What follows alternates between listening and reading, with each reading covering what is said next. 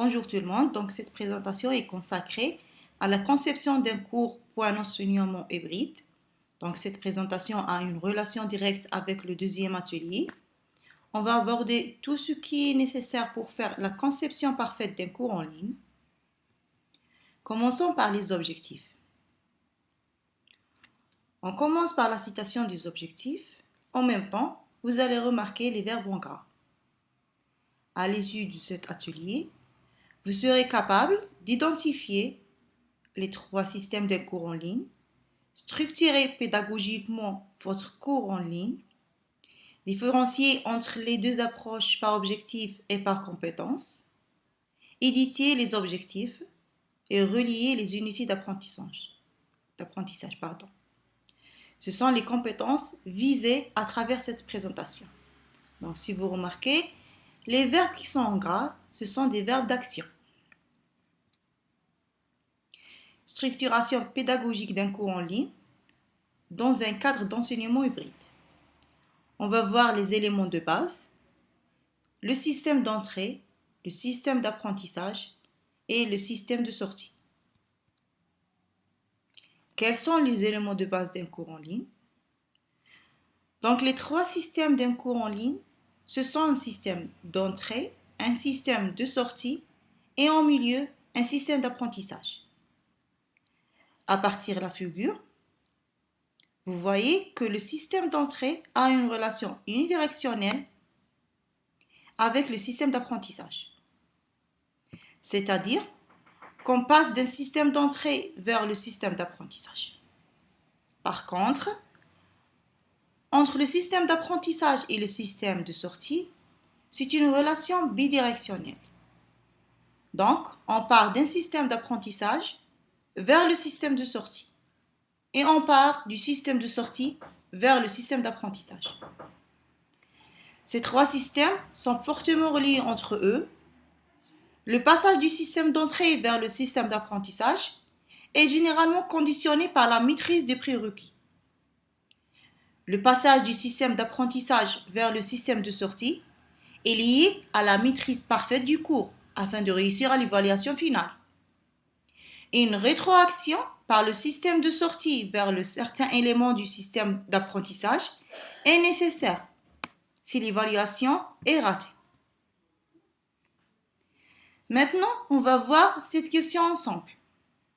L'apprenant peut accéder au contenu du cours sans passer par le système d'entrée. Choisir la bonne réponse, oui ou non.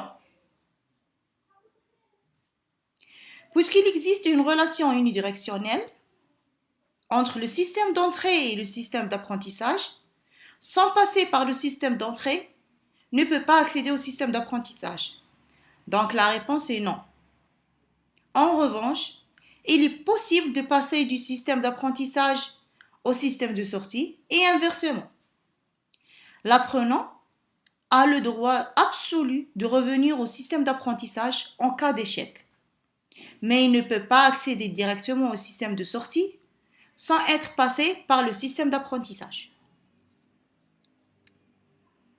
Donc la réponse, le système d'entrée lui permet de prendre connaissance des objectifs tracés et des acquis préalables pour réussir au cours.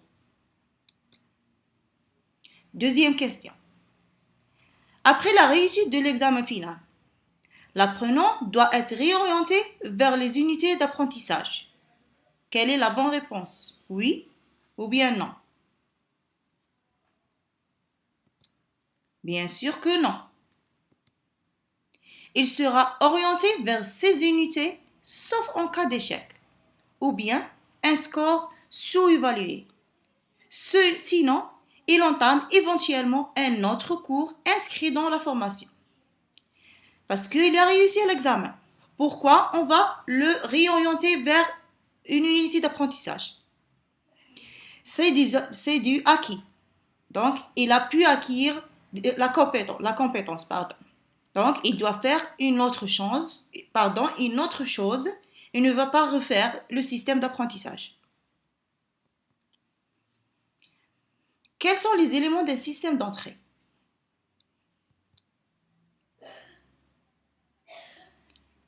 Le système d'entrée est constitué de 3 éléments.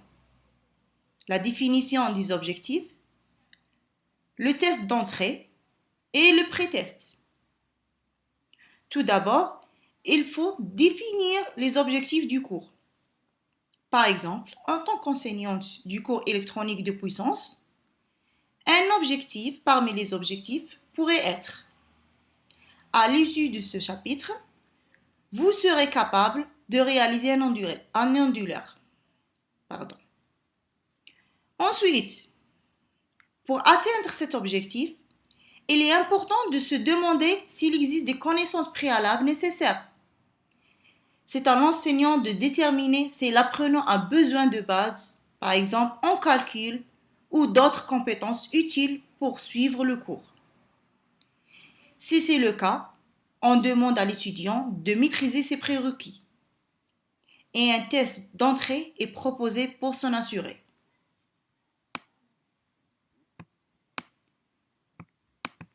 Ce test n'est pas pris en compte pour la note finale.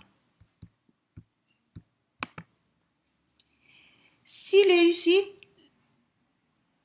réussi, l'étudiant peut suivre le cours normalement. En cas d'échec au test d'entrée, une orientation vers d'autres ressources sera proposée pour atteindre le niveau de connaissance requis avant de débuter le cours. Après la définition des objectifs, on passe au pré-test, basé sur les objectifs du cours. Par exemple, si le cours comprend 4 chapitres et que l'apprenant maîtrise déjà le premier chapitre, il peut directement commencer par le deuxième, ce qui permet d'optimiser le temps d'apprentissage. C'est pourquoi il existe une relation unidirectionnelle entre le système d'entrée et le système d'apprentissage. On ne peut pas accéder au système d'apprentissage sans être passé par des définitions des objectifs et l'identification des prérequis et le pré-test.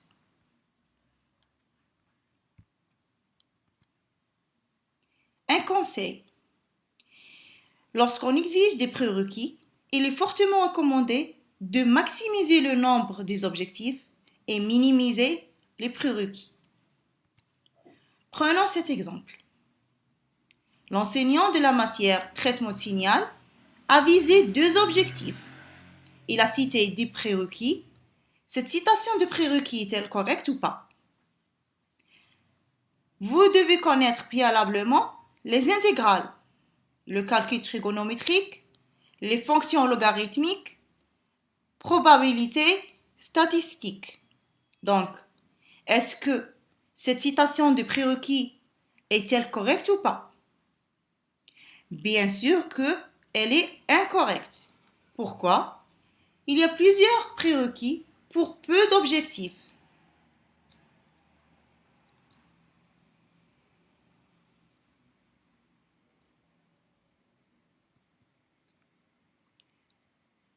Commençons par la définition des objectifs.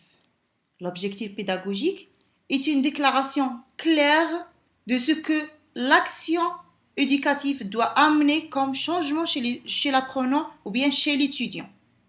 Donc, je dois dire clairement à l'étudiant ce qu'on attend de lui. Vous serez capable de connaître, d'analyser, de réaliser, d'être capable de faire quoi? L'objectif non seulement doit être clair, mais aussi mesurable et évaluable. Les verbes d'action, qu'on va les voir par la suite, ils vont nous aider à évaluer notre compétence.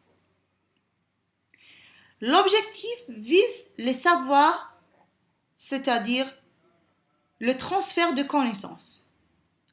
Aussi, les savoir-faire, la mobilisation des connaissances, ça veut dire l'application des connaissances acquises déjà dans les savoirs. Ces deux-là entrent dans l'approche par objectif. L'objectif vise aussi les savoir-être, l'application des connaissances et du savoir-faire pour la résolution des problèmes. Et ces 3 entrent dans l'approche par compétence. On va par la suite voir ces deux en détail. Je donne un exemple. L'enseignant va apprendre aux étudiants la table de multiplication. Ceux-là sont des savoirs, ou bien ceux-là sont les savoirs. Après, il va leur donner un exercice d'application de ce qu'ils ont eu dans le cours. Par exemple, calculer 3 fois 5. Cela, c'est les savoir-faire. Après, il va leur donner un problème. Un exemple de problème. Un jardin a une longueur de 5 mètres, une largeur de 4 mètres. On veut y planter des arbres à raison d'un arbre par 1 mètre carré. Maintenant, calculez combien d'arbres peut-on planter dans ce jardin. Cela, la résolution de ce problème donne les savoir-être.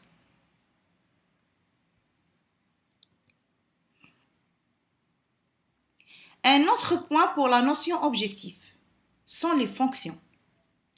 On a deux fonctions. Premièrement, fonction d'apprentissage. Deuxièmement, c'est la fonction d'orientation. La fonction d'apprentissage, les choses doivent être claires à l'apprenant. Quelles sont les compétences qu'il doit atteindre à la fin du cours? La fonction d'orientation permet à l'apprenant de faire le choix, soit de suivre cette formation ou pas. Donc l'objectif oriente l'apprenant en lui permettant de dire: est-ce que ce cours est pour moi? Ai-je les compétences préalables nécessaires? Est-ce que ce cours correspond à mes besoins? Par exemple, ou bien à titre d'exemple, votre université va faire une formation aux enseignants sur l'utilisation du logiciel bureautique. Va citer les objectifs et les compétences visées par cette formation. L'un de ces objectifs est l'utilisation de Microsoft Word. Tiens, ces enseignants connaissent cette compétence. Donc, il ne va pas refaire cette partie. Ou bien, ils vont être obligés de changer les compétences visées par cette formation, selon la nécessité des apprenants. Prenons cet exemple ensemble. Lequel parmi ces deux objectifs contient la fonction d'orientation et la fonction d'apprentissage en même temps? Le premier exemple, à la fin de ce module, l'apprenant sera capable de réaliser un ondulaire monophasé en utilisant les composants de base de l'électronique de puissance. Deuxième exemple, ce module s'adresse aux apprenants ayant déjà des notions de base sur l'électronique de puissance. Il leur permet d'acquérir des compétences nécessaires pour concevoir un ondulaire monophasé. Quelle est la bonne réponse? Bien sûr, la deuxième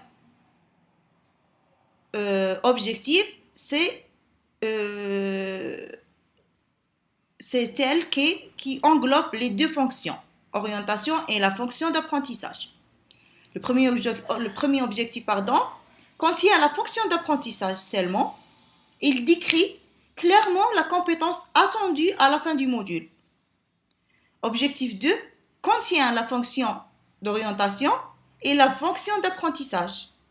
Il oriente l'apprenant en précisant les prérequis ayant déjà des notions de base.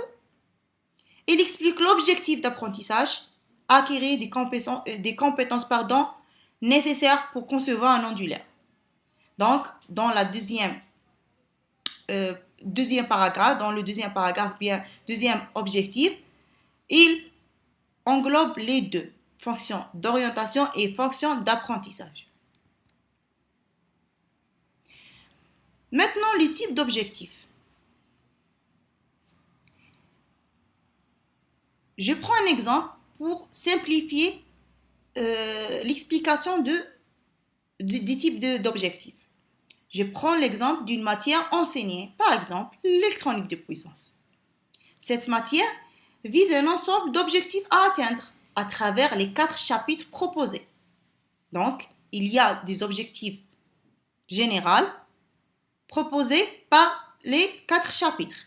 Ces objectifs représentent les objectifs globaux de la formation. Donc, ce sont des objectifs généraux. Chaque chapitre de cette formation, ou bien de cette matière, a ses propres objectifs à atteindre à travers un ensemble d'activités. Cela, il s'agit des objectifs intermédiaires. Chaque activité a ses propres objectifs également. Ce sont donc les objectifs spécifiques. Nous avons donc les objectifs globaux, les objectifs intermédiaires qui mènent vers ces objectifs globaux, et tout cela se réalise à partir des objectifs spécifiques.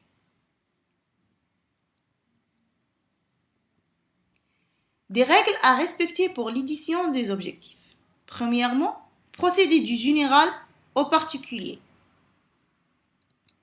Décrire ce que l'apprenant devra être capable de faire. Troisièmement, préciser les niveaux à atteindre en utilisant les 6 niveaux conjonctifs. Utiliser les verbes d'action permettant de bien caractériser le comportement observable et mesurable. Différencier les connaissances à acquérir, les savoirs, les compétences à développer, les savoir-faire, et les attitudes à adopter, les savoir-être. Des règles à respecter pour l'édition des objectifs. Toujours. Pour décrire un objectif général, on peut utiliser la phrase suivante ou bien l'exemple suivant. Le cours, après l'intitulé du cours, vise à plus un verbe d'action. On prend un exemple.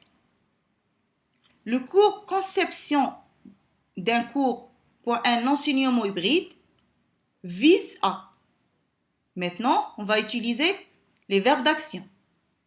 Connaître les 3 systèmes d'un cours en ligne, découvrir l'importance de la présentation des objectifs, éditer correctement les objectifs.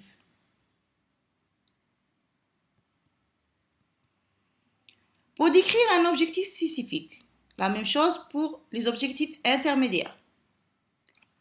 On peut prendre cette phrase comme un exemple. À l'issue de ce cours, l'apprenant sera capable de. On va mettre ici un verbe d'action, plus un critère de réussite, plus une condition de réalisation. À titre d'exemple, à la fin de ce cours, conception d'un cours pour enseignement hybride, vous serez capable d'évaluer. Évaluer, c'est un verbe d'action. Quoi? Un cours en ligne. Maintenant, critères de réussite. Donc, on peut évaluer un cours qui est de ma spécialité, mais évaluer un cours en dehors de ma spécialité, c'est un critère de réussite. Sur la base d'une grille d'évaluation préétablie. Donc, je vais être capable d'évaluer un cours en ligne en dehors de ma spécialité en utilisant quoi? Une condition de réalisation, en utilisant une grille d'évaluation préétablie. D'accord? Maintenant, des erreurs à éviter lors de la rédaction des objectifs. Ne pas focaliser l'objectif sur le parcours d'apprentissage. On prend un exemple. À la fin de cet atelier, vous serez capable de connaître la structuration pédagogique d'un cours en ligne à travers des activités d'apprentissage dédiées. Ici, vous serez capable de connaître la structuration à la fin de cet atelier. Non.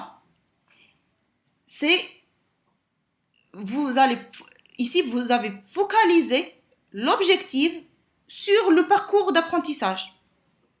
Il faut citer par quelle activité d'apprentissage il va apprendre cette compétence. Deuxièmement, ne pas mettre le titre du cours comme objectif. À la fin de ce cours, vous serez capable de comprendre l'électronique de puissance. Donc ici, il parle du cours électronique de puissance. À la fin de ce cours électronique de puissance, vous serez capable de comprendre l'électronique de puissance. C'est faux. Troisièmement, ne jamais inclure deux objectifs dans la même affirmation. À titre d'exemple, à la fin de cet atelier, vous serez capable de concevoir un convertisseur statique et de dimensionner les composants nécessaires. Donc, pour résoudre le problème ici, on peut diviser la phrase en deux. Vous serez capable de concevoir un convertisseur statique, point. Vous serez capable de dimensionner les composants nécessaires. Deux phrases différentes. Maintenant, on prend cet exercice ensemble. Identifier l'objectif général de celui de spécifique. Donc, on va identifier les objectifs généraux, objectifs spécifiques. Et s'il y a des objectifs erronés, on va les mettre dans l'erroné. Donc, il y a des erreurs dans l'objectif. L'enseignant de la matière, toujours électronique de puissance, a essayé d'expliquer à ses étudiants l'intérêt de la formation. La formation est intitulée « Automatique » dans laquelle s'inscrit son cours, ainsi que les objectifs de la matière. Maintenant, placez les objectifs ci-dessous dans l'endroit spécifique. Commençons par la première. 1. Ce cours vise à acquérir les compétences nécessaires à la conception de circuits électroniques. Ce cours vise à quoi? Acquérir les compétences nécessaires à la conception d'un circuit électronique. Donc ici, c'est une phrase qui se rassemble à la phrase précédente pour les objectifs généraux. Donc, c'est un objectif général. Deuxièmement, vous serez capable de calculer la fréquence de coupure d'un filtre passe ou bien passe-bas. Donc ici, vous serez capable de plus un verbe d'action. C'est la synthèse de l'objectif spécifique. Donc, on va la mettre ici, objectif spécifique. Troisièmement, le cours automatique vise à comprendre l'automatique.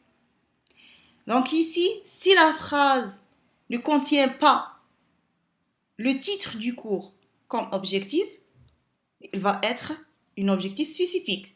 Mais il y a une erreur. Le cours d'automatique, l'intitulé du cours, vise à comprendre l'automatique. Donc c'est un objectif erroné. Quatrièmement, ce cours vise à maîtriser les outils de base pour le développement d'applications web. Ce cours vise à. Donc, c'est un objectif général. Cinquièmement, motiver pour faire les exercices. Celle-là, ce n'est pas un objectif. Motiver, ce n'est pas un verbe ou bien un objectif mesurable. Donc, on a déjà dit que l'objectif doit être clair et mesurable. Donc, on peut mesurer l'attitude ou bien la compétence aboutie par l'apprenant. Donc, c'est un objectif erroné. Sixièmement, vous serez capable d'utiliser un multimètre pour mesurer une tension ou un courant. Vous serez capable de. Donc, c'est un objectif spécifique. Maintenant, on va revoir l'approche par objectif et l'approche par compétence. L'enseignant se base sur le comportement pour l'approche, commençons par l'approche par objectif. Ici, l'enseignant se base sur le comportement observable de l'apprenant. Par exemple, il va donner des exercices ou bien des questions et il va voir le comportement et la réponse de l'apprenant, de l'étudiant. Donc, on essaie de développer des objectifs à travers l'étude du comportement de l'étudiant. Donc, j'ai déjà donné l'exemple de multiplication. L'enseignant, ou bien j'enseigne moi à mes étudiants la multiplication. Et je demande à travers une activité de calculer 3 fois 5. Donc ici, c'est des approches par objectif. C'est les savoirs et les savoir-faire. Ce que j'ai donné dans le cours, ils ont appliqué dans l'exercice. Donc l'objectif est décomposé en sous-objectifs formulés en termes de comportement observable. L'apprenant passe ainsi graduellement d'un niveau simple à un autre niveau plus élevé. L'approche par objectif se base sur des savoirs et des savoir-faire seulement. Donc son application se limite au contenu du cours. Deuxièmement, c'est l'approche par compétence. L'approche par compétence est l'ensemble des savoirs, des savoir-faire et des savoir-être que l'apprenant doit posséder pour effectuer une tâche particulière. Il s'agit d'une réponse originale, sa propre réponse, et efficace face à une situation.